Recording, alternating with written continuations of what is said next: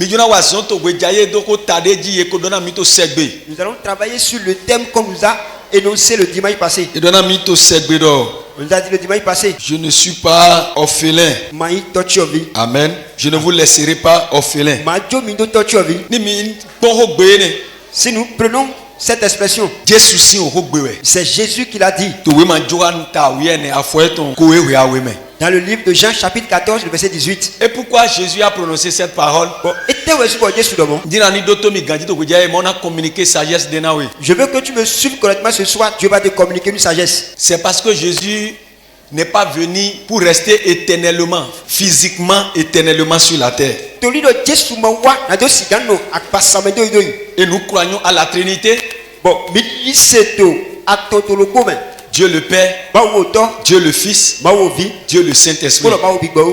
Et un livre, j'ai lu un livre de Renard Bonquet qui a dit, il dit, au sein de la Trinité, le Saint-Esprit joue le rôle du secrétaire. C'est comme dans une société ou bien dans une organisation. Le secrétaire est chargé de communiquer la décision qui a été prise d'en haut. Écrit ce qui a été dit et les communiquer. Donc s'il y a l'assise au ciel, c'est le Saint-Esprit qui communique la pensée de Dieu. Amen. Amen. Donc lorsque Jésus était avec ses disciples, les disciples pensaient que Jésus était venu pour restaurer la royauté. Parce que c'était les Romains qui dominaient sur eux. Donc d'autres pensaient que quand Jésus est venu, il va reprendre la royauté. Donc comme il dit qu'il est le roi, donc il pensait que sa royauté est sur cette terre. Donc beaucoup de personnes ne comprenaient pas, ne saisissaient pas bien. Mais ils ne savaient pas que c'est Dieu qui a pris chair et qui a habité parmi les siens. Et Dieu qui a pris chair, qui est Jésus, à un temps passé. Et après ce temps, il va retourner. Donc Jésus essaie dans ces derniers moments a commencé par dire certaines choses à ses disciples. On va me tuer 3 jours dans le tombeau. Je vais ressusciter et j'irai vers le Père. Et les disciples ne comprenaient pas. C'est pourquoi lorsque Jésus disait, il dit bientôt, on va frapper le berger et la bergerie sera un peu éparpillée. Pierre est venu, il a mis à l'écart. Il lui dit, pourquoi tu vas dire que tu vas mourir? Pourquoi tu dis ça? C'est pourquoi Jésus s'est tourné. Il dit, arrière de moi Satan. Parce que c'est comme si il est comme un handicap pour Jésus d'accomplir la volonté de son Père. C'était les gens voyaient, les disciples voyaient que Jésus voulait laisser un grand vide dans leur vie. Parce qu'ils ont tout laissé et ils l'ont suivi. Tout laissé. Et quand Jésus Jésus faisait le baiser, Jésus et son nom était un peu partout dans la ville. C'était une gloire pour les disciples qui le suivaient. Et Jésus a commencé par dire, je vais partir, on va me tuer. C'est un peu, ça paraît un peu bizarre devant ses disciples. Et Jésus dit dans Jean 14, le verset 1er, il dit que votre cœur ne se trouve point. Croyez en Dieu et croyez en moi. Lorsque Jésus a commencé par parler, le cœur des disciples a commencé par troubler. Le cœur des disciples a commencé par troubler. Et qui va guérir les malades? Qui sera notre chef? Qui va prier pour les gens? Qui va nous enseigner? Chacun posait de 1000 questions. Et Jésus, qui connaissait le cœur, il a dit: je ne vais pas vous quitter. Si je vous quitte, je m'en vais vers le Père. Vous préparez une place. Et lorsque Jésus leur fait la promesse de la vie éternelle, il voyait que le doute persistait toujours. La tristesse, au verset 14, le verset 18, il leur dit maintenant: vous pensez que je vais vous laisser? Je ne vous laisserai pas orphelin. Quand on dit quelqu'un est orphelin, c'est la personne est vulnérable. Il est vulnérable. Un orphelin est vulnérable. Il n'a pas de protecteur. Il n'a pas de soutien. Donc c'est quelqu'un qui manque d'appui. Si on parle d'orphelin, donc Jésus dit: je ne vous laisserai pas orphelin. Je ne vous laisserai pas sans sécurité. Je ne vous laisserai pas vulnérable. Je ne vous laisserai pas sans appui. Et les disciples vont poser la question de savoir: tu vas te diviser en trois? Tu vas te diviser en deux? Il dit: tu t'en vas vers le Père. Et tu nous dis que tu ne nous laisseras pas comme orphelins. C'est de là maintenant que Jésus leur fait la promesse du Saint-Esprit. Il connaissait déjà cela dans Agé, le verset 2, le chapitre 2, le verset 28.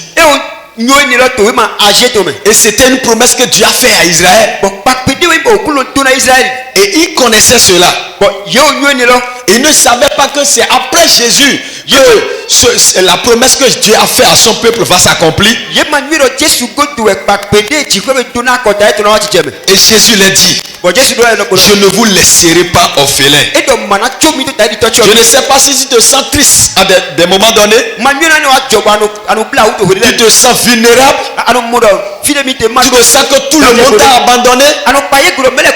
Bien-aimé, j'aimerais te dire que c'est parce que tu ne crois pas à la présence du Saint-Esprit. C'est pourquoi à des moments donnés tu te sens triste, tu te sens seul.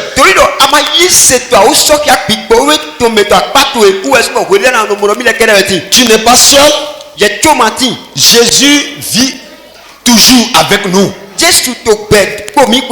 Par son esprit qui nous a donné. Par son esprit qui nous a donné, il vit toujours avec nous. Il dit: je ne vous laisserai pas orphelins. Je viendrai à vous. Le verset 26. Il dit: mais le consolateur,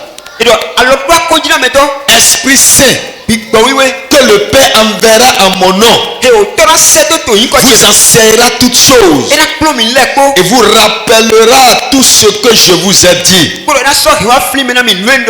Jésus dit: je vais vous envoyer un consolateur. Un consolateur sera avec vous pour vous consoler. Je ne vais pas vous laisser. Je vais vous donner mon esprit. Mon esprit sera avec vous. Et lorsque Jésus fait une promesse, Jésus tient toujours à sa promesse. Il n'est pas comme un homme pour mentir, comme le fils de l'homme pour dire quelque chose n'est pas l'accomplir. Lorsque Jésus les a dit cela, effectivement, Jésus a honoré sa promesse.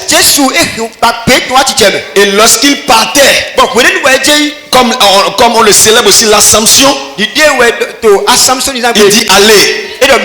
allez, vous réunissez quelque part. Je vous enverrai le Saint-Esprit. Et dans le livre de Actes 2, il y a l'effusion du Saint-Esprit.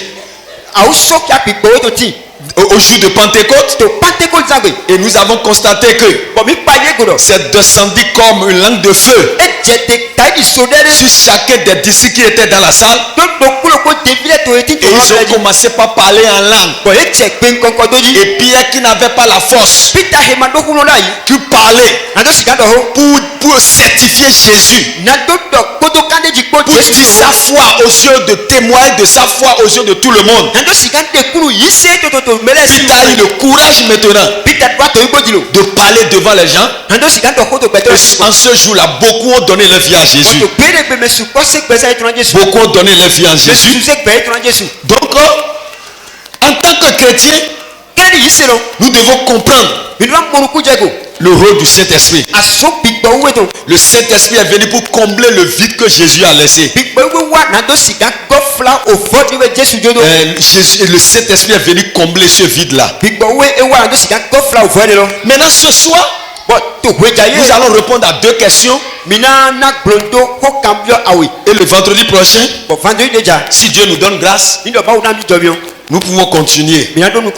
Ce soir, nous voulons comprendre quelque chose. Qui sont ceux qui reçoivent le Saint-Esprit? Qui sont ceux qui reçoivent le Saint-Esprit? Amen. Amen. Nous allons trouver la réponse dans Actes, le chapitre 2, le verset 38. Écrit cette réponse quelque part. Qui sont ceux qui reçoivent le Saint-Esprit? Ceux qui reçoivent le Saint-Esprit. Acte 2, le verset 38. Nous allons voir la réponse à cette question-là. Et j'aimerais que tu nous suives, parce que c'est un moment d'enseignement. Ce n'est pas un thème prophétique. C'est un thème d'enseignement. Le verset 38, je fais la lecture ici rapidement. Pierre leur dit: repentez-vous et que chacun de vous soit baptisé au nom de Jésus-Christ pour le pardon de vos péchés, et vous recevrez le don du Saint-Esprit. Car la promesse est pour vous, pour vos enfants et pour tous ceux qui sont au loin, et aussi grand nombre que le Seigneur notre Dieu les appellera. Ici Paul et Pierre nous dit quelque chose. Il dit: vous devez vous repentir. Le Saint-Esprit a accordé à ceux qui se repentent. Ce ne sont pas ceux qui portent le nom de chrétiens, mais ceux qui ont changé de vie, ceux qui reconnaissent leur culpabilité, leur péché. Je suis un pécheur, je suis loin de Dieu, ma vie ne sied pas à Dieu. Maintenant je me repentis maintenant de mes péchés, et je m'abandonne maintenant à Christ. Parce que c'est une question que les gens posaient à Pierre. Et Pierre répondait: vous devez vous repentir et vous devez être vous baptisés au nom de Jésus-Christ. Donc il y a une condition pour recevoir le Saint-Esprit. C'est la condition du salut. Si tu n'as pas le salut, tu n'as pas le Saint-Esprit en toi. Le Saint-Esprit peut venir et te parler de tes péchés. Parce que la Bible dit: il convaincra le monde de ses péchés. Mais il ne vivra pas en toi. C'est le salut qui ouvre la porte au Saint-Esprit de Dieu en nous. Et le salut ne vient pas sans la repentance. Vous devez vous repentir. Vous devez changer de vie. Vous devez reconnaître votre état ancien et accepter à reprendre la vie que je vous propose. Il dit: vous devez vous repentir.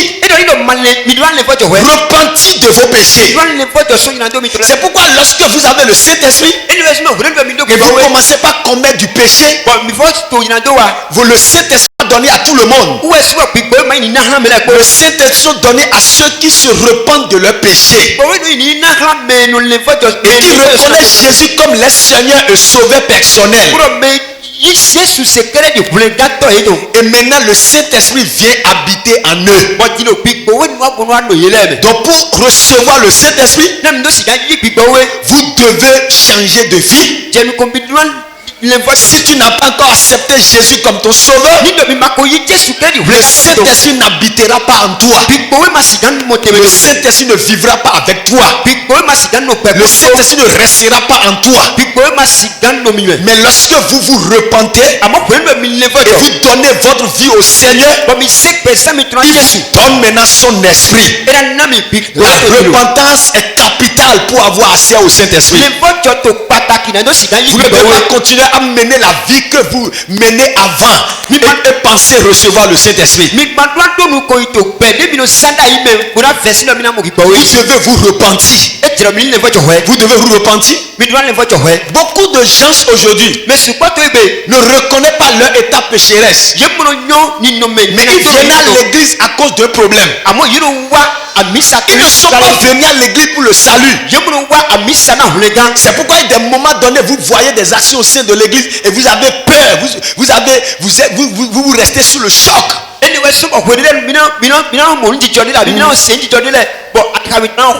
Parce que le Saint-Esprit n'est pas là. Il est venu pour chercher la guérison. Il est venu pour chercher le mariage. Il n'est pas venu pour le salut de son âme. C'est pourquoi il y a des gens qui sont dans l'église qui n'ont pas le Saint-Esprit. Parce qu'ils ne sont pas venus pour le salut. La condition posée par Dieu pour nous donner son esprit. Ils sont venus pour être guéris. Ils sont venus pour enfanter.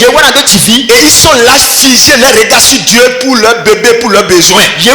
C'est pourquoi l'église est remplie des gens charnels qui n'ont pas l'esprit. Parce qu'il ne se s'est pas repenti d'abord. Il ne sait pas qu'avant que Dieu ne lui donne le bébé, il doit traiter d'abord son état pécheresse. Donc si tu es parmi ceux-là, tu peux être toujours orphelin. Tu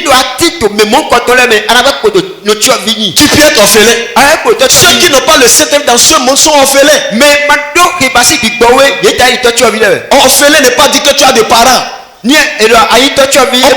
parle des choses spirituelles ici. C'est pourquoi vous allez voir que le monde aujourd'hui est rempli de gens qui sont addictifs aux drogues, à l'alcool, parce qu'ils se sentent tristes. Ils n'ont pas de consolateur. Maintenant pour se consoler, il faut se donner à la drogue. Il faut se donner à la drogue parce qu'ils sont orphelins. Personne pour les consoler, personne pour les réconforter, personne pour être leur force lorsqu'ils sont faibles. C'est pourquoi vous voyez le monde dans un état de détresse. Si tu n'as pas Christ, tu es comme un orphelin. C'est pourquoi aujourd'hui le nombre de gens qui se donnent la mort augmente au jour le jour. Parce qu'ils ne sont plus, ils sont orphelins. Ils sont vulnérables. Ils n'ont pas l'esprit de Dieu en eux. Ils vont leur communiquer l'espoir. Mon frère, il va dire il y a encore l'espoir. Il y a encore l'espoir. Je suis avec toi. Je suis là toujours. T'inquiète de rien. Mais comme le monde n'a pas cela, car la Bible dit le monde ne l'a pas connu. Le monde n'a pas de père.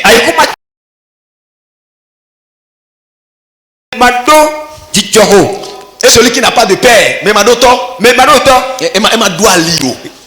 pas de repère. Il n'a pas de repère. La question est que est-ce que tu t'es repenti? Est-ce que tu t'es repenti? Si tu n'es pas repenti, si tu n'es pas repenti, il y a des choses qui seront étranges pour toi dans ce royaume. Et tu vas te poser 1000 questions. Pourquoi moi je ne sens pas telle chose? Les gens disent que Dieu parle. Pourquoi moi je n'entends pas la voix de Dieu? Les gens de vision. Pourquoi moi j'ai pas de vision? Les gens d'interprétation des paroles, des visions. Pourquoi moi je n'arrive pas à interpréter les choses? Les gens ont la joie. Pourquoi moi je suis toujours triste? Les gens ont la facilité d'aimer. Pourquoi moi j'aime pas? Je suis jaloux. Si quelqu'un accomplit de grands choses à côté de moi, je suis jaloux. Je n'arrive pas à aimer les gens qui excellent. Parce que tu n'as pas le Saint-Esprit. C'est parce que tu n'as pas le Saint-Esprit. Ou soit tu l'as et tu as accepté les compromissions. Et le Saint-Esprit s'est affaibli dans ta vie. Mais dans cette semaine-là, Dieu va réveiller quelque chose en toi. Donc nous devons nous repentir de nos péchés, reconnaître notre état de péché et sachant que nous avons besoin de l'aide de Dieu. Crier, pleurer pour nos péchés, pleurer pour nos péchés, pleurer pour notre état de péché. Et lorsque nous pleurons pour notre état de péché, c'est à ce moment que le Saint-Esprit vient à notre aide. Comme ce que nous enseignons à l'étude école biblique les dimanches. On dit le Saint-Esprit aide ceux qui reconnaissent leur état de péché et qui ont l'humilité de demander pardon pour être guéri de leur plaie. C'est ce que l'enseignement nous dit. Le Saint-Esprit aide et réconforte ceux qui reconnaissent l'état de leur péché et qui ont l'humilité et de demander la guérison. Si vous ne reconnaissez pas l'état de votre péché et si vous n'avez pas l'humilité de demander pardon, vous ne recevez pas le Saint-Esprit. Vous serez toujours orphelin. Donc si tu es venu pour la guérison, il faut chercher d'abord le salut de ton âme. Vous devez vous repentir de vos péchés, accepter Jésus comme votre sauveur et laissez-le rentrer dans votre vie. Il va vous donner son esprit et vous aurez la force de faire ce que vous ne pouvez pas faire. La force de faire ce que vous ne pouvez pas faire. Car il y a des choses que la chair ne peut pas faire. Il y a des choses que la chair ne peut pas supporter. Et nous supportons ces choses. Nous faisons ces choses grâce aux lettres du Saint-Esprit. Que le Père bénisse quelqu'un ce soir au nom de Jésus. Est-ce que quelqu'un comprend quelque chose? Comment recevoir le Saint-Esprit? La deuxième question. La première réponse. Nous avons dit. Alors la première question. Qui sont ceux qui reçoivent? Ceux qui sont repentis de leurs péchés et qui ont été pardonnés par Dieu. Ils sont lavés par le sang de Jésus. Dieu les communique. Ça veut dire que ceux qui ont le salut. Ceux qui ont le salut. Qu'un païen, c'est pourquoi on dit qu'on ne doit pas s'associer aux païens. Parce que le païen n'a pas l'esprit de Dieu. Il n'a pas l'esprit de Dieu. Nous devons leur prêcher la parole. Mais nous ne devons pas nous associer à eux. C'est très important. Donc le Saint-Esprit est donné à ceux qui ont le salut. Ceux qui ont le salut. Maintenant, comment? Beaucoup de personnes se posent cette question. Comment? C'est pourquoi à des moments donnés, beaucoup ont de doutes. Est-ce que j'ai le Saint-Esprit? Ils ont de doutes. Est-ce que j'ai le Saint-Esprit? Est-ce que j'ai le Saint-Esprit?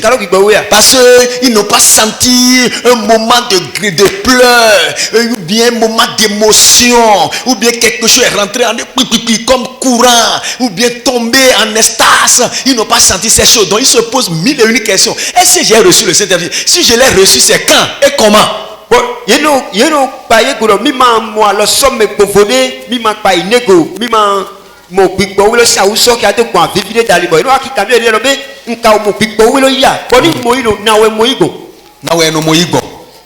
Est-ce que quelqu'un s'est posé cette question une fois?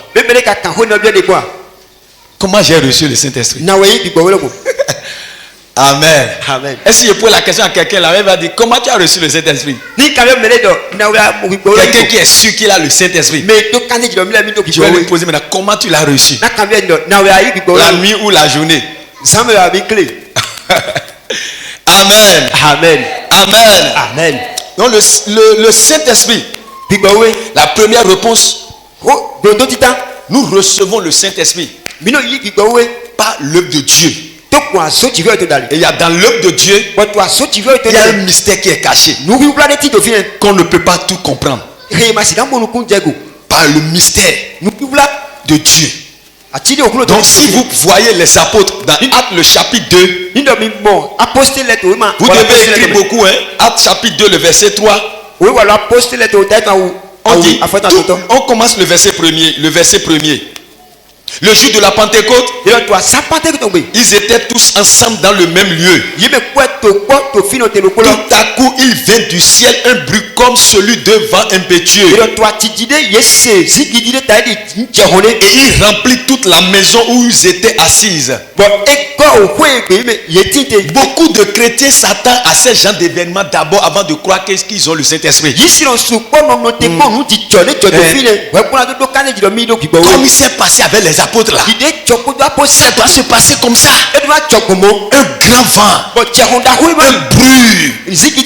On sera dans l'église et subitement on va commencer par entendre le bruit du vent.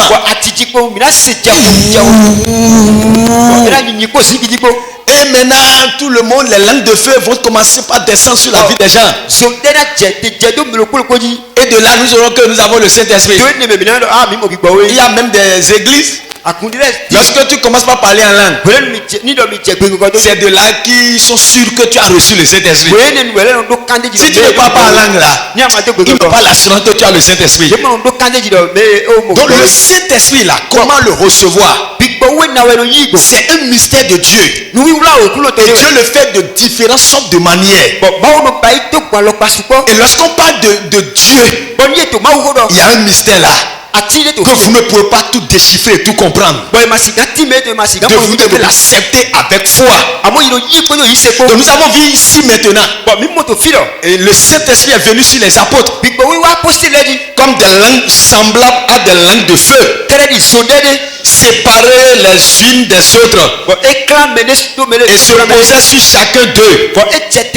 Et ils furent tous remplis du Saint-Esprit et se mirent à parler en d'autres langues selon que l'Esprit leur donnait de s'exprimer. Ils furent tous remplis du Saint-Esprit. Remplis du Saint-Esprit. Donc le mot rempli qui est là, ça peut nous suggérer qu'ils l'ont déjà. Donc là maintenant nous voyons qu'il y a quelque chose qui s'est passé. Donc des gens s'attendent toujours à cela. Pour toi, des fois aussi, pour toi ne peut pas se passer comme ce qui s'est passé ici. Si tu n'as pas ce genre d'événement qui s'est produit une fois dans ta vie, que ça ne te signifie pas que tu n'as pas le Saint-Esprit. Si un vent ne s'est pas soufflé, ou bien tu n'es pas tombé en extase, ou bien tu n'as pas commencé par sentir la chair de poule, des frissons dans ton corps, non, ça ne signifie pas que tu n'as pas encore le Saint-Esprit. Ça ne signifie pas que tu n'as pas encore le Saint-Esprit. Donc Dieu nous communique son esprit de différentes manières. De différentes manières. Maintenant, Dieu peut nous communiquer son esprit, nous donner son esprit par la parole, lorsque nous écoutons la parole. Et lorsque nous écoutons la parole de Dieu, lorsque nous écoutons la parole, le jour qu'on nous a rencontré, un évangéliste, soit un parent, et il a commencé, et nous arrêtons. Nous commençons par prêter attention à ce qu'il disait. Prêtez attention à ce qu'il disait. Écoutez la parole de Dieu. La parole du salut. Et nous commençons par nous voir dans cette parole-là. Et nous commençons par sentir le besoin de recevoir Jésus comme notre sauveur. Par ces moments, nous recevons le Saint-Esprit. C'est pourquoi le jour qu'un évangéliste est approché de toi, et tu lui as donné la place, il est assis chez toi, il a commencé par te parler de Jésus, te parler de Jésus, et tu as commencé par s'intéresser à ce nom, et tu as commencé par sentir le désir de faire avec ce nom. Lorsque tu écoutais la parole, par là Dieu te communique son esprit. Par là nous recevons le Saint-Esprit. Et l'évangile peut te poser la question de savoir, vous voulez vous accepter Jésus comme votre sauveur? Lorsque vous écoutez la parole, même lorsque nous venons à Christ, nous recevons le Saint-Esprit et nous venons à Christ. Lorsque nous voulons être remplis du Saint-Esprit, nous devons chaque fois être en contact de la parole. Nous devons chaque fois en contact de la parole. Donc nous avons reçu le jour où ils écoutaient la parole de l'évangile. Le jour de leur salut. Lorsque tu écoutais la parole et tu as ouvert ton cœur pour accepter l'évangile, il est venu en même temps avec le Saint-Esprit. Donc pour toi peut-être c'est le jour que l'évangéliste est rentré chez toi. Et il te parlait de Jésus. Et tu as commencé par sentir le feeling, oui, de donner ta vie à Jésus. En ce moment, tu es là, le Saint-Esprit t'a déjà possédé.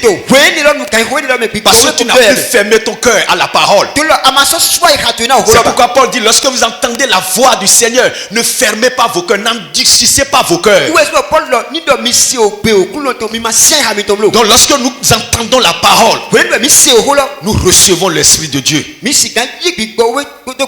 Acte 10, le verset 44. Nous allons parler avec les versets à l'appui. Comme Pierre prononçait encore ces mots, le Saint-Esprit descendit sur tous ceux qui écoutaient la parole. Donc Pierre prêchait ici. Lorsqu'il prêchait et les gens écoutaient la parole, la Bible dit le Saint-Esprit descendit sur tous ceux qui écoutaient la parole. Donc lorsque nous laissons à la parole, le Saint-Esprit descend sur nous du moins. Et nous recevons le Saint-Esprit. Le Saint-Esprit peut venir aussi par imposition des mains. Le jour qu'on t'a parlé de Jésus, tu n'es pas trop convaincu, tu t'es intéressé. Tu t'es intéressé et tu es venu. Maintenant, lorsque l'homme de Dieu sera en train de prier pour toi et t'imposer les mains, tu peux recevoir le Saint-Esprit par l'imposition des mains. Par l'imposition des mains. C'est pourquoi on ne se donne pas à tout le monde. On ne laisse pas imposer la main par tout le monde. Parce que lorsque quelqu'un t'impose les mains, l'esprit qu'il est en lui, il peut te communiquer cet esprit-là. C'est pourquoi tu ne dois pas laisser tout le monde t'imposer les mains si tu n'es pas sûr que c'est le Saint-Esprit qui travaille avec la personne. C'est pourquoi beaucoup de chrétiens aussi sont possédés par les démons. Parce qu'ils entendent un prophète est venu quelque part, ils vont courir aller là-bas.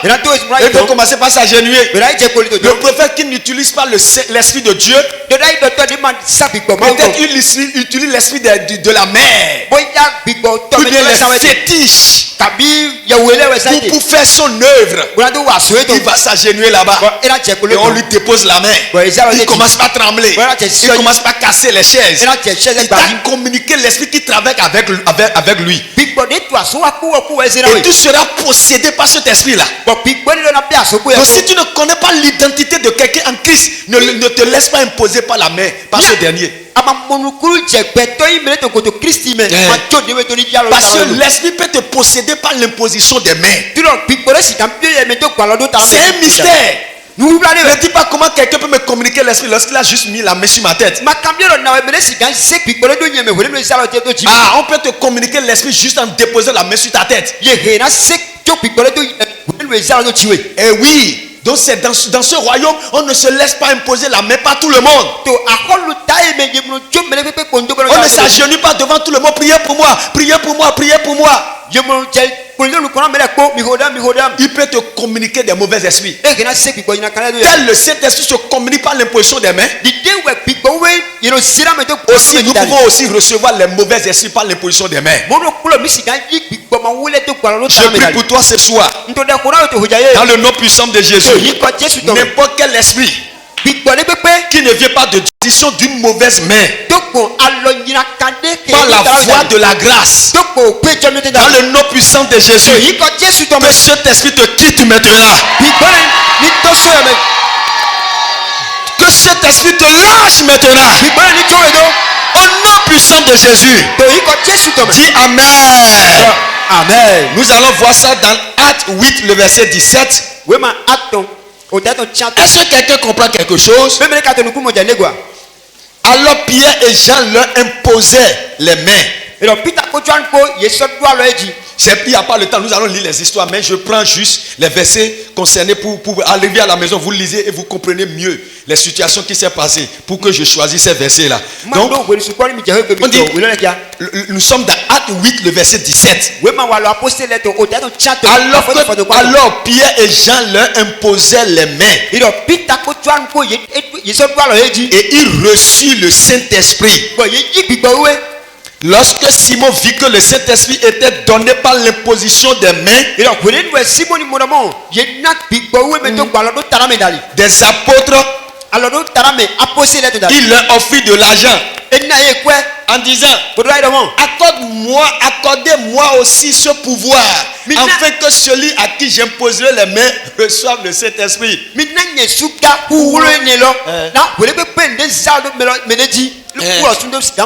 Parce que Simon, lui aussi, c'est comme un magicien, c'est pas quelqu'un qui est né de nouveau. Il était venu aussi là où les apôtres prêchaient. Et lorsqu'il a vu que les apôtres imposaient les mains et les gens recevaient le Saint-Esprit, il a vu le mouvement du Saint-Esprit. Il s'est intéressé par ce pouvoir-là. Et il a fait sortir de l'argent. Il voulait donner ça aux apôtres. Il dit, communiquez-moi aussi ce pouvoir, pour que moi aussi j'impose les mains des gens et qu'ils reçoivent le Saint-Esprit. Donc il y a des pères. Il y a des pères. Les pères spirituels. Donc à qui peut nous imposer des mains? Et par leur imposition des mains, nous pouvons recevoir le Saint-Esprit. Nous pouvons recevoir le Saint-Esprit. Donc le Saint-Esprit aussi est communiqué par l'imposition des mains. Donc toi qui sens déjà que peut-être il y a des gens qui sont là, qui disent qu'ils sont chrétiens, mais ils n'ont pas le Saint-Esprit. Hein? Ils se trompent. Donc, vraiment là, ma vie là, ce n'est pas en harmonie avec ce qu'on prêche. Et tu te forces. Tu peux venir vers les hommes de Dieu par la prière et l'imposition des mains. Tu peux recevoir le Saint-Esprit. Et ce jour-là, ta vie va changer. Et ce que tu n'as pas la force de faire, tu vas commencer par avoir la force de faire. Parce que le Saint-Esprit peut être donné par l'imposition des mains. Qui t'a imposé les mains? Il a prié pour toi. Donc faites attention également à ceux qui vous imposent les mains. Est-ce que Dieu parle à quelqu'un? Oh, tout le monde n'a pas dit oui. Est-ce que Dieu parle à quelqu'un? Ok, maintenant. Le Saint-Esprit peut être communiqué par la prière. Nous pouvons recevoir le Saint-Esprit par la prière. Par la prière. C'est pourquoi lorsque les gens prient la prière du salut, nous disons la prière du salut, faites cette prière avec moi. Oh Père, je suis un pécheur, pardonne-moi mes péchés, je suis venu à toi, lave-moi par ton péché, lave-moi par ton sang, je te donne ma vie. À partir d'aujourd'hui, prends ma vie, donne-moi ton esprit. Je vais commencer par marcher avec toi, j'irai toujours en avant, je ne retournerai jamais en derrière. Écris mon nom dans le livre de vie. Lorsque les gens prient, La prière du salut. Et ils demandent le Saint-Esprit. Automatiquement, ils reçoivent le Saint-Esprit. Par la prière. Par la prière. Ils reçoivent le Saint-Esprit. Luc chapitre 11, le verset 13. Luc chapitre 11, le verset 13. Et la Bible dit ici, si donc méchants comme vous l'êtes, vous savez donner de bonnes choses à vos enfants, à combien plus forte raison le Père Céleste donnera-t-il le Saint-Esprit à ceux qui le lui demandent? Ceux qui demandent. Lorsqu'on dit on parle de demande, on parle de la prière. On parle de la prière. Si vous n'avez pas demandé le Saint-Esprit, demandez. Donc par la prière, nous recevons le Saint-Esprit. Nous recevons le Saint-Esprit. Donc ne vous attendez pas subitement à ce qui s'est passé le jour de Pentecôte, avant d'avoir l'assurance que vous avez déjà reçu le Saint-Esprit. N'attendez pas que vous tombiez d'abord. Est-ce que j'ai tombé? Je ne suis jamais tombé. Est-ce que j'ai une fois cassé les chaises? Et des gens doutent. J'en doute. Et il y a d'autres. Il y a des dons qui sont donnés naturellement dans le monde. C'est pourquoi vous pouvez voir des mondains qui peuvent aimer.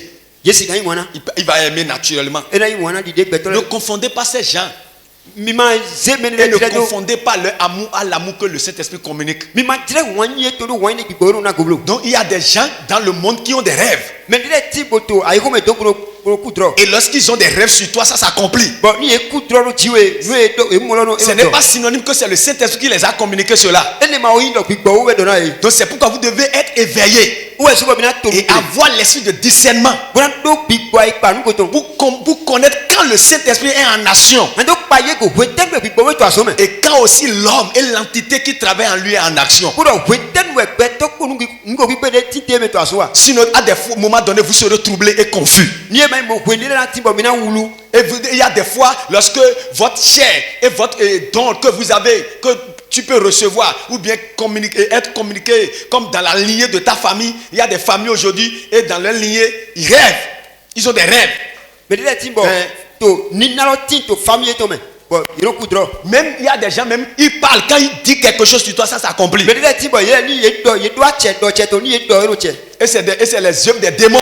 Ne confonds pas cela au Saint-Esprit. Mais si tu dis cette famille-là et tu viens à Jésus, le Saint-Esprit doit travailler cela. Si le Saint-Esprit ne travaille pas cela, tu n'utilises pas l'Esprit de Dieu. Mais l'Esprit qui a communiqué cela à tes aïeux, c'est ça que tu utilises. Donc ne confondez pas cela. Parce que vous allez prendre que c'est une bonne chose. Le diable aussi utilise des bonnes choses pour confondre les gens. Si quelqu'un là n'a qu'à dire Amen. Donc lorsque nous prions et nous demandons le Saint-Esprit, dans la prière nous pouvons demander le Saint-Esprit. Nous pouvons prier pour demander l'Esprit de Dieu. Il dit votre Père. Donc, à combien plus forte raison le Père Céleste ne donnera-t-il le Saint-Esprit à ceux qui le lui demandent?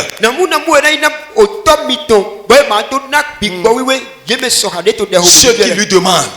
Donc si tu sens par ces choses-là que tu n'as pas encore le Saint-Esprit, tu es venu pour la guérison, tu es venu pour le mariage, tu es venu pour ça, et tu n'as pas encore le salut, tu peux prier et demander le Saint-Esprit.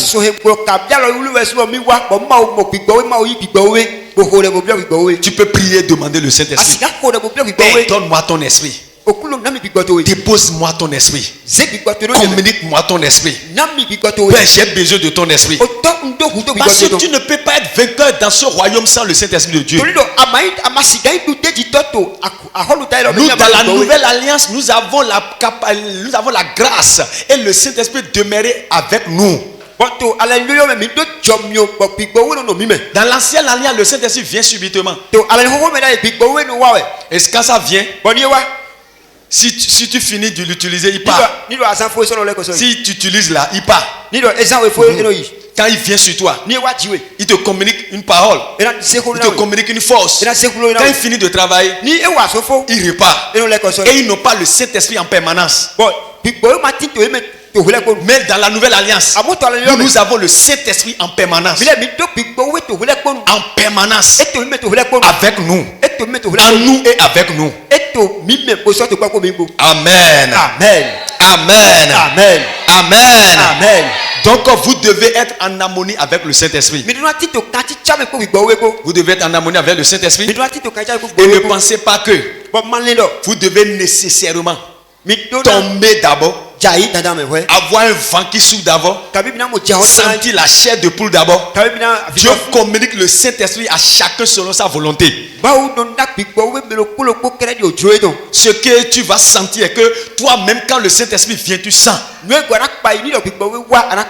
il n'y a pas une manière spécifique. C'est pas ce moyen-là que Dieu nous communique son esprit. Ça peut venir par l'imposition des mains.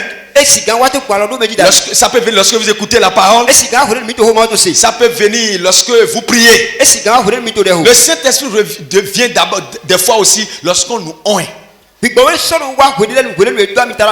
Lorsqu'on nous oint. Lorsqu'on nous oint. Le Saint-Esprit est venu aussi. Lorsqu'on nous oint. Que le Seigneur nous bénisse. Amen. Amen. Quel est le rôle du Saint-Esprit dans la vie du chrétien? Quel est le rôle? Quel est son rôle? Quand il vient maintenant, quel est le rôle qu'il joue? Il est venu faire quoi? Et le rôle du Saint-Esprit va nous amener à comprendre si nous avons réellement le Saint-Esprit. Le Saint-Esprit rend témoignage de notre adoption spirituelle. De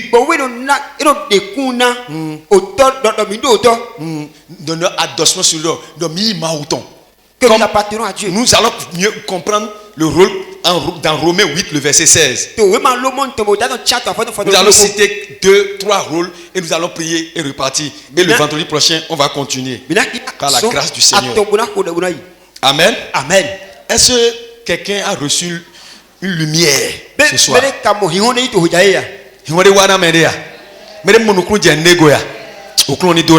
Amen. Amen. Romains 8, le verset 16. Je fais la lecture ici. L'Esprit lui-même rend témoignage à notre esprit que nous sommes enfants de Dieu.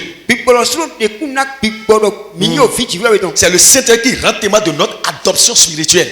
C'est le Saint-Esprit qui dit que tu es chrétien. Tu es de Jésus. Tu appartiens maintenant au royaume de Dieu.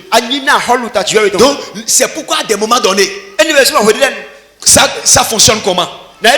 Lorsque nous voulons faire quelque chose, nous sommes parmi les gens, dans un groupement, et subitement nous voulons agir. Nous voulons agir. Et si l'action que nous voulons poser est contraire à la parole de Dieu, le Saint-Esprit te rappelle ce que tu es. Tu sais, tu ne peux pas faire ça. Tu sais que tu es un enfant de Dieu. Tu sais que tu ne peux pas parler ainsi. Le Saint-Esprit rend témoignage ce que nous sommes. Et on se ressaisit. On se ressaisit. Ah, vraiment. Ouais, je suis enfant de Dieu, je ne peux pas faire ça. Et des fois, ça brûle. Et on dit, Saint-Esprit, aide-moi. Aide-moi à me contenir. Aide-moi à me contenir. Ça te fait ça des fois? Ah, tout le monde n'a pas répondu. Hein. Si ça ne te fait pas ça, c'est dangereux. Hein. Ça veut dire que tu n'as pas encore le Saint-Esprit. À des moments, ton mari sera en train de crier. Et tu vas vouloir aussi répondre. Et la voix va résonner doucement. Calme-toi. Calme-toi. Tu sais que tu ne veux pas répondre. Tu ne veux pas répondre. Calme-toi. Je vais gérer.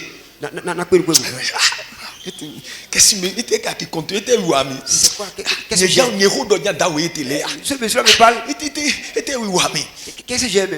j'ai? Acclame pour le Saint-Esprit. Oh, je ne t'entends pas acclamer fort. Acclame pour le Saint-Esprit. Amen. Amen. Ça nous rend témoin de qui nous sommes.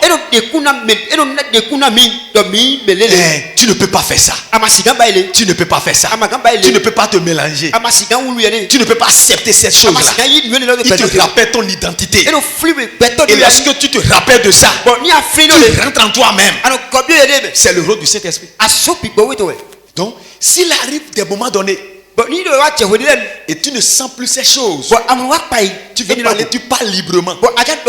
Tu veux mentir, tu mens librement. Tu veux pécher, tu pêches librement. Tu veux aller quelque part, tu vas là-bas librement. Et tu ne sens rien. Tu ne sens pas d'avertissement. Quelque chose ne va pas. Something is wrong. Ça doit te rappeler ce que tu es. En famille, ça te rappelle ce que tu es. Si tu es toi seul qui a accepté Jésus, il faut commencer par te proposer des choses. Il faut faire ça. Il faut faire ça. L'Esprit de Dieu va venir. Tu sais que tu es, non? Tu sais que tu es. Ça va crier fort dans ton esprit et te rappeler ce que tu es. Le Saint-Esprit nous rend témoignage de notre adoption. La seconde chose, il y a des moments donnés, le diable amène de doutes. Est-ce que je vais aller au ciel? Si je m'aime maintenant, je vais aller au ciel. Est-ce que j'ai accepté Jésus là même? Jésus là. Est-ce que j'aime accepter Jésus là? Et le diable amène des doutes. Ça a fait ça à qui une fois ici? Il y a des gens qui font saint. Amen. Amen. Et le Saint-Esprit vient riposter à cet esprit de doute qui vient en toi. Et il te dit, tu es enfant de Dieu. Que le diable ne te trompe pas. Tu es le fils du ciel. Et subitement tu te ressaisis. Peut-être tu peux commencer par parler en langue. Ou bien tu vas commencer par prophétiser. Ou bien commencer par riposter, parler fort contre cet esprit qui te dérange. Et le Saint-Esprit te dit le contraire de ce que l'esprit de doute ou bien l'esprit de diable est en train de souffler dans tes oreilles spirituelles. Le Saint-Esprit rend témoignage de notre adoption spirituelle. Nous allons lire Jean 3, le premier Jean chapitre 3, le verset 24. Et je vais donner les versets suivants. Vous irez lire ça à la maison. 1 Jean 3, le verset 4. 1 Jean 3, le verset 24. Celui qui garde ses commandements demeure en Dieu. Et Dieu en lui. Et nous connaissons qu'il demeure en nous par l'esprit qu'il nous a donné. Précise, nous connaissons que Dieu demeure en nous par l'esprit qu'il nous a donné. 1 Jean 4, le verset 13. 1 Jean 4, le verset 13. 4, le verset 13. Nous connaissons que nous demeurons en lui. Que nous demeurons en lui. Et qu'il demeure en nous. En ce qui nous a donné son esprit. Alléluia. Amen. Je vais lire un peu. Et dit, nous connaissons et nous avons vu et nous attestons que le Père a envoyé le Fils comme sauveur du monde. Verset 14. C'est le Saint-Esprit. Celui qui confessera que Jésus est le Fils de Dieu. Celui qui confessera que Jésus est le Fils de Dieu, Dieu demeure en lui et lui en Dieu. Lorsque nous confessons Jésus, donc c'est la première condition ça. Pour le salut, nous avons accès au Saint-Esprit. Donc le Saint-Esprit en nous, c'est le synonyme que Dieu est en nous. Et ça nous rend témoignage chaque fois. Nous rappelle chaque fois de ce que nous sommes. De ce que nous sommes. Nous ne devons pas entendre d'abord la voix des hommes. Donc c'est pourquoi il y a des chrétiens qui sont charnels, qui n'ont pas le Saint-Esprit, ou bien dont le Saint-Esprit est attristé. S'il veut faire quelque chose, il regarde à gauche, il regarde à droite. ceux en qui l'esprit de Dieu est attristé. Frère Jean Madjane. Frère Jean Madjane. Le frère Jean ne vient pas. Ah, maman Madjane. Est-ce que maman passé Madjane? Est-ce qu'il y a comme des mamans Madjane? Parce qu'il ne sait pas qu'il y a quelqu'un qui ne peut pas voir. Même si le frère Jean ne vient pas. Même si maman ne vient pas. Même si le papa ne vient pas. Le Saint-Esprit lui vient. Et celui qui a l'esprit spirituel et saint, même s'il ne voit personne, lui il voit l'Esprit de Dieu venir vers lui. Et il craint. Et il reconnaît celui qu'il est. Et il ne pose pas l'acte qu'il veut poser. Amen. Donc le Saint-Esprit rend témoignage de notre adoption spirituelle. De notre adoption spirituelle. De qui nous sommes. De qui nous sommes. Donc si le Saint-Esprit ne te rappelle pas cela, et tu vas dans n'importe quel lieu, tu acceptes n'importe quelle chose, tu acceptes tout. Il y a quelque chose qui ne va pas. Tu acceptes toutes les paroles. Il y a quelque chose qui ne va pas. Le second rôle, et nous allons finir. Le Saint-Esprit nous enseigne. Il nous enseigne beaucoup de choses. Beaucoup de choses. Nous sommes allés à l'école. Et lorsque nous arrivons à l'école, et l'école de théologie, lorsque nos enseignants commencent par nous enseigner des choses, je vois que le Saint-Esprit a déjà enseigné cela à papa. Et sans que nous n'avons pas connaissance de ces choses, nous pratiquons ces choses-là. Et lorsque nous allons à l'école, et nos enseignants nous commencent par dire certaines choses, nous voyons que le Saint-Esprit nous a déjà appris ces choses-là. Et nous le faisons sans le savoir. Mais c'est le rôle du Saint-Esprit. Le Saint-Esprit nous enseigne beaucoup de choses. Il nous enseigne des choses. Il est un bon enseignant. Un bon enseignant. Luc 12, le verset 12. Quelqu'un va préparer Jean 14, le verset 26.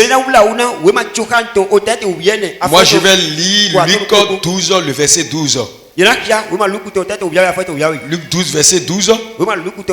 Car le Saint-Esprit vous enseignera à l'heure même ce qu'il faudra dire. Jésus parlait lorsque on va nous amener devant les juges. Nous n'avons pas besoin de réfléchir avant de parler. Le Saint-Esprit vous enseignera à l'heure même ce qu'il voudra dire. Il nous enseigne. Il nous communique les pensées de Dieu. Il nous communique les desseins de Dieu. Donc si tu te laisses au Saint-Esprit, il t'enseigne. Il t'enseigne la vie. Il t'enseigne beaucoup de choses. Dans ton couple, dans ton foyer. Si tu laisses le Saint-Esprit, le Saint-Esprit va t'enseigner des choses. Et les gens vont te demander comment tu as su cela. Qui t'a enseigné cela? Qui t'a montré cette voie-là? C'est le Saint-Esprit. Dans tes activités, dans ton commerce, dans ton business, si tu laisses le Saint-Esprit rouler en toi, il t'enseigne des choses. Il t'enseigne des patterns, des choses, des manières de faire pour réussir dans tes affaires. Donc, le Saint-Esprit est un bon enseignant. Lorsque nous nous laissons à lui. Jean 14, 26. Qui a vu?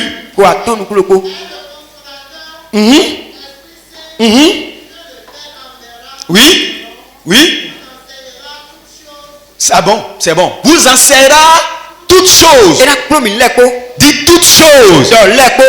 Oh, toutes choses. Dis toutes choses. Dis toutes choses. Je ne sais pas comment vivre avec les gens. Je ne sais pas vivre en communauté. Je ne sais pas pardonner. Je ne sais pas parler. J'ai la langue dure. Ma langue c'est comme une flèche. Si tu te laisses, le Saint-Esprit va t'enseigner. Le Saint-Esprit va t'enseigner comment parler, comment être doux, Comment aborder les gens? Comment entretenir tes enfants? Comment enseigner tes enfants? Le Saint-Esprit nous enseigne toutes choses. C'est pas moi qui l'ai dit, c'est la parole de Dieu.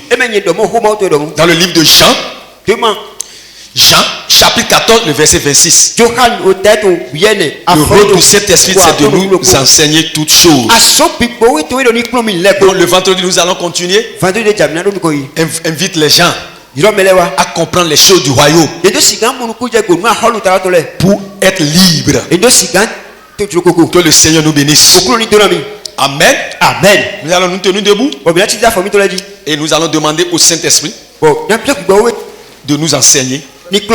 Le troisième point, c'est le Saint-Esprit nous oriente et nous conduit dans la vérité. Et c'est ça que nous allons voir le vendredi. Saint-Esprit de Dieu. Je ne sais pas dans quel domaine tu manques de la sagesse. Peut-être dans ton foyer, dans ton ministère, dans tes activités, pour comment entretenir tes enfants, ta relation avec tes enfants. Dis Saint-Esprit, tu es un bon enseignant. Confie ce domaine-là dans mon foyer, mes affaires. Enseigne-moi. Enseigne-moi. Élève ta voix. Ne reste pas assis. Si tu n'as pas mal aux pieds, mais si tu as tout sens, tu es en bonne santé, du moins, lève-toi. Lève-toi. Et commence par élever tes mains. Et dis Saint-Esprit, enseigne-moi. On dit que tu es un bon enseignant. Il y a un domaine dans ta vie que tu as besoin du Saint-Esprit. Je ne sais pas si c'est ton ministère. Je ne sais pas si c'est ta relation avec ton mari, ta relation avec ta femme, ou bien ta relation avec les gens. Comment relater avec les gens? Comment parler? Demande au Saint-Esprit de t'enseigner. De t'enseigner. De t'enseigner. Cet-esprit, enseigne-moi. Comment gérer mon foyer? Comment gérer mes enfants? Comment faire le ministère? Comment faire le ministère? Saint-Esprit de Dieu, tu es un bon enseignant. Comment faire les affaires? Comment faire le business? L'affaire là que tu m'as confiée. Comment je vais réussir? Comment je peux faire ça? Demande au Saint-Esprit de t'enseigner les choses dans le ministère, dans tes affaires, dans ta perfection. Dans ta perfection. Demande l'aide du Saint-Esprit. Parle maintenant. Si le Saint-Esprit donne de parler en langue, parle en langue. Et dis Saint-Esprit, enseigne-moi.